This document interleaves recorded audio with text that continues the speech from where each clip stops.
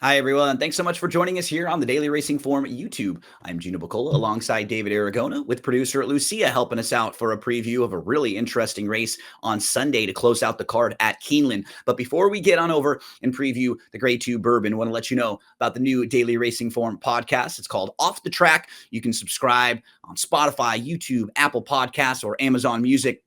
It is a really good background noise for your handicapping when you're sitting there and you're putting your prep together for one of these big weekends. You'll hear some great stories from jockeys, trainers, owners, racing personalities, track announcers, all about their stories, how they got into racing, their racing origin story, and their journey, ups and downs, positives, negatives. It's always a journey, David, because in this sport, as we move to the Bourbon, I mean, the best win at 20 to 30%. So you hear a lot of struggle stories from folks that how it took a while to get to where they are. You just had Ron Anderson on. I think he had 43 Breeders' Cup wins for him as an agent with all the different riders he's had. So some great stories on there. But man, I think we could tell a story about this race, David. There's a lot of directions to go. And I think Final Score being a horse that is seemingly a need the lead type kind of makes horses like this a little bit vulnerable when you have them in a big field and it looks like there's some other speed in here. So I think we can start with Final Score, who's the most accomplished, but a horse who seems like they really want the lead. And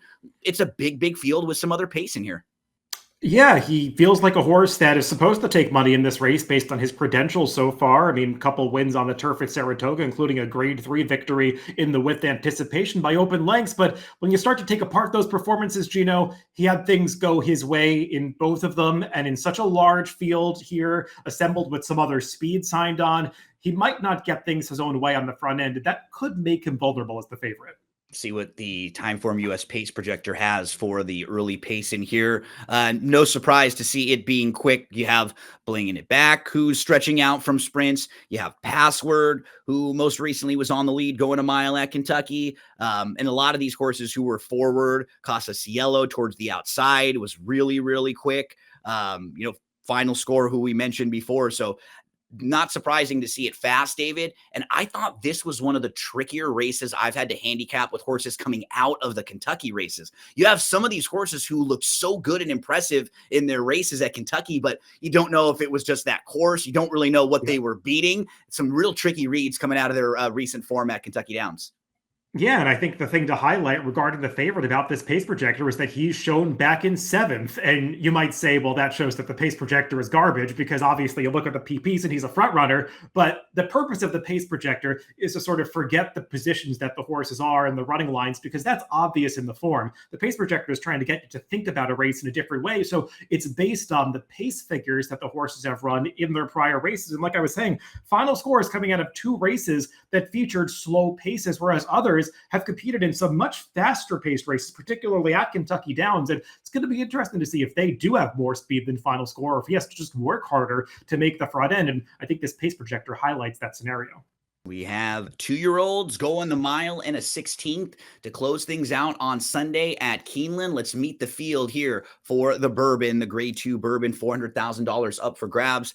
David, I thought the one Turf Star is a little bit interesting. He's really light on the buyer speed figures. So if you look at him at first glance and then you just pass him, give him a second look and watch his races visually. That August 28th race, he kind of wore down the leader late. I think he's moving forward. I really like him just continuing to get more distance on the turf. I think he'll sit a nice trip down on the inside. His dam was a multiple graded stakes winner. He has a solid little pedigree when you look at a couple of the siblings. He's a half to a graded stakes winner named Daisy Flyer. I'm going to keep an eye on the price of this horse, and he's going to be included in some of my exotics. What do you do with Turf Star? Yeah, I've got some interest in this horse. I know his last race came back very slow, and I'll be honest, when I look up that field in Formulator, I don't like any of the horses that finished behind him. It was more like a maiden claiming race than a maiden special weight. However, this horse ran so much better than anybody else in there. He broke from post 11 in an 11-horse field. When you're watching the race, you're kind of doing a double take to make sure you're following the right horse, knowing that he wins because he got such a difficult trip at Kentucky Downs, the kind of trip that often spells defeat for a lot of horses, just 4 to 3 wide without cover every step of the way. But as you said, he kept relentlessly marching forward. He got to the front end at the very end. So he's drawn much better towards the inside, and here he's supposed to save a lot more ground with the switch to Tyler Gaffalione. So I won't be surprised when he's able to step up and run a much faster race in this spot.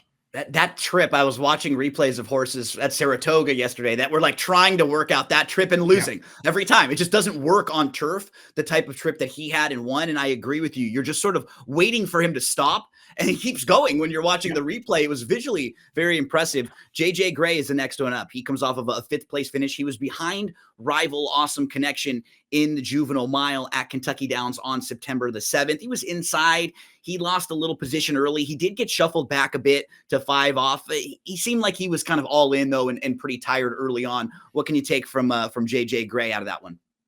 His debut at Colonial was fine, but he found himself in one of those $1 million races at Kentucky Downs last time that did not come up as strong as that the prize money might suggest. I mean, I remember handicapping that race and just thinking, well, Street Beast looks like a stake horse, and nobody else does that's facing off against him. And it kind of played out on the racetrack that way, where Street Beast just dominated that field, and nobody was really a factor behind him. JJ Gray, I thought, got a good trip. It just had little to offer in the late stages, so I found him tough to like here. When we started talking about this race, I mentioned a couple horses that come out of really impressive races at Kentucky Downs visually. This is one of them, Repentless, who was sitting 4th, about 3 lengths off.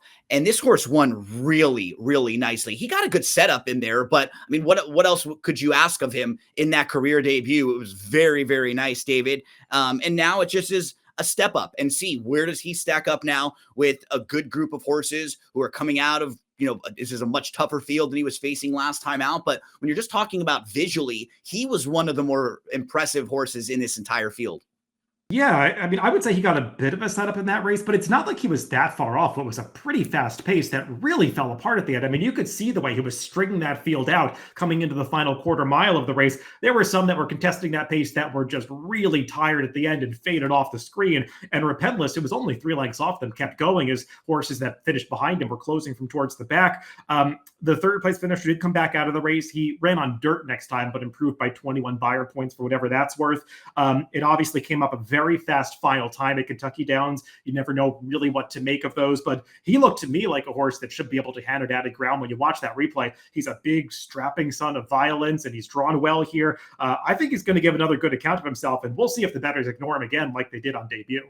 You move next to Exonerate. It'll be really interesting to see how this race gets bet, because when you're just comparing visually the races between 2 horses, like this horse was good, was solid. Repentless was like really, really visually eye-opening and kind of eye-catching. And while I respect Exonerate, I have him in the mix here. I do wonder if this is the type of horse who's going to get overbet a little bit based on connections, David. And he just didn't really show much at all in his first 2 starts on the dirt. Then a much better performance in career start number 3 when he got on the grass last time out.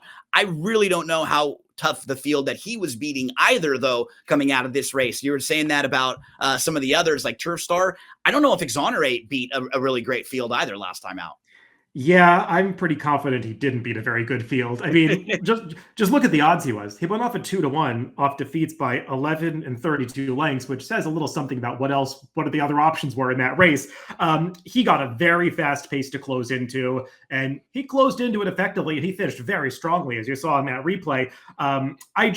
Given the setup he got and who he was beating, if he takes money in this race, I want it to go elsewhere.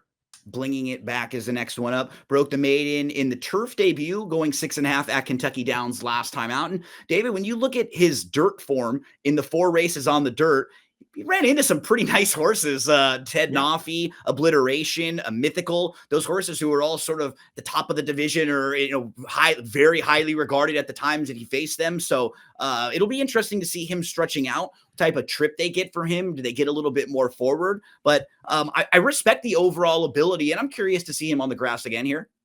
Yeah, it was kind of surprising that he did find himself as far back as he did when he got on the turf last time, because he had showed that good early speed in his first few starts. They kind of got away from that, and the new running style worked for him when he got on the turf last time, because he closed pretty well. It's not like that pace was that fast, and he did put in a good late run, but now he's got to get an extra 2 furlongs. He's got to face a much tougher field on the grass, so he definitely has some obstacles to overcome, but he could slip through the cracks at a big price in this race.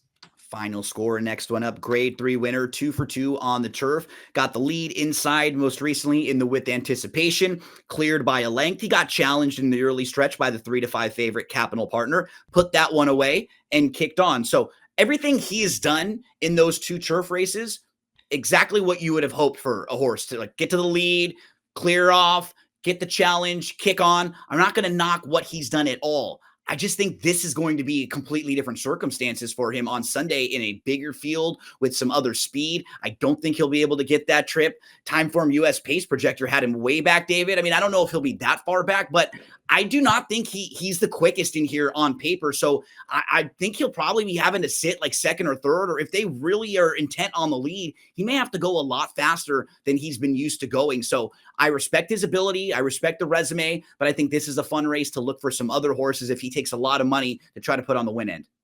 Yeah, I mean, it feels like whatever the trip turns out to be for him, you're going to be taking a short price on a horse that's encountering a new situation for the first time, whether it's going to the front end and going 46 and change to the half mile. Well, he's never done anything close to that before, or whether they take him back behind the pace and try to rate him. Well, he's never done that before. So how short a price do you really want to take on a horse that's going to be trying to do something that it's never done before?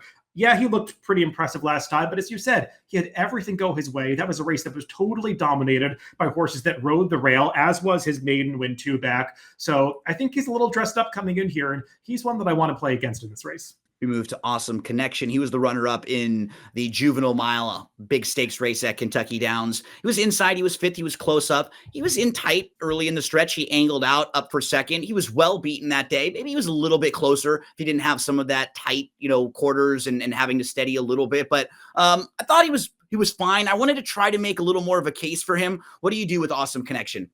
Yeah, kind of my comments for him are very similar to what they were for the number 2, JJ Gray, who just followed this horse through a hole along the inside. Neither one of them were any match for the winner Street Beast, and I feel like this is a deeper race than that was, so I couldn't get to him. To Gordon Pass, next one up. He comes over from Horseshoe Indy. Both of his races were there. Was the runner-up in the career debut, then broke his maiden in the second start. He got bumped around a little bit. He sat a very nice trip, though. He ended up sitting second, just off the leader, kind of moves to the front and holds on there. How do you think he will stack up against this group? Yeah, I know these connections took down this race last year with a big price Minaret Station, who looked a little slow on the way in, though that horse had a big late kick on him. This one showed more aggressive tactics last time. They put him in a forward position. He was stalking too wide, and he came under some pressure pretty early on the far turn, but I liked the way that he kept responding to the jockey's encouragement and was able to keep responding to horses challenging him through the late stages to ultimately hold that victory by a half a length. I think he's stepping up against a much, much tougher field here, but this is the kind of horse that I won't be surprised if he's able to do better when the distances get longer, maybe next year.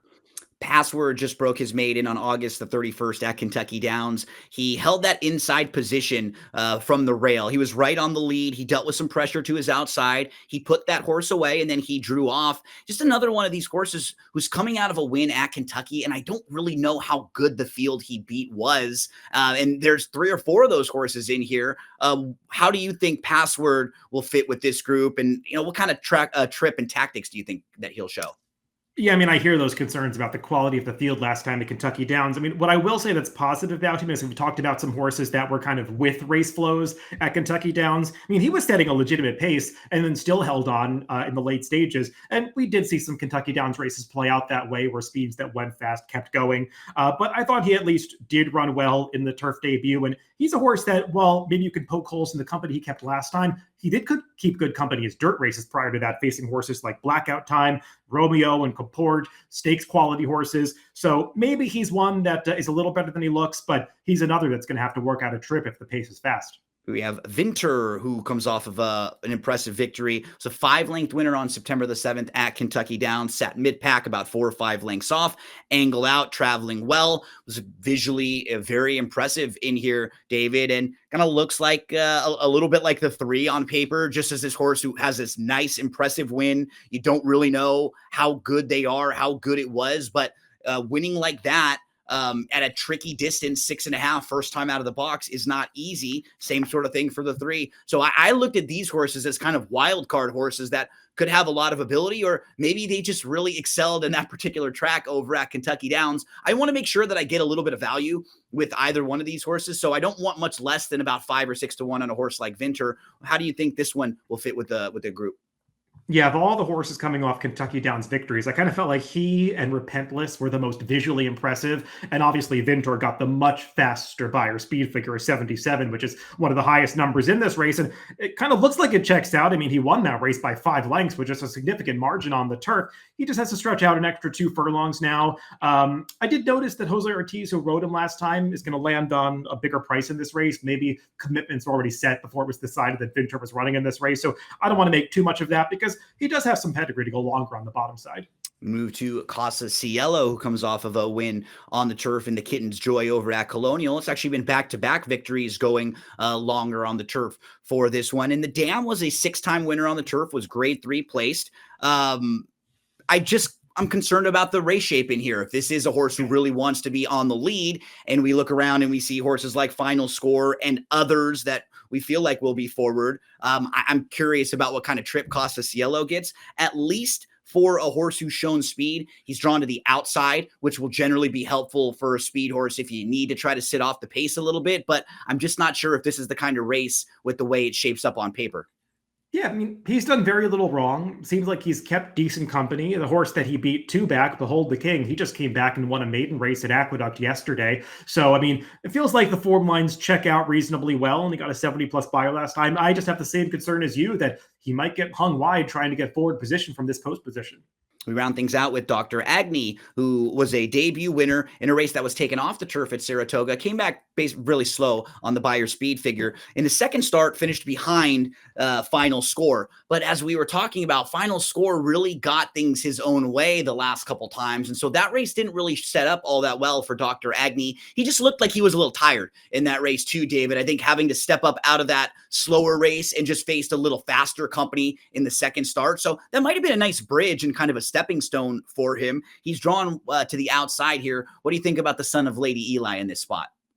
I think he could probably do better in here. I mean, Final Score ran the better race than him last time in the sense that he beat him by 6 lengths. I don't think the losing ground on the turns quite makes up for the margin of defeat. But if I had to pick one of these two horses that was going to move forward out of that race, it would be Dr. Agne because he was a little too wide, 3 wide around the course. And he is a horse who only had that slow dirt maiden win under his belt when he tried the grass last time. And he's supposed to get some more pace to close into in this race. So if Luis Saez can find a way to save some ground from this post, I won't be surprised when this horse takes a step forward here. We move to selections for the grade 2 Bourbon. David, who are you going to put on top in this one?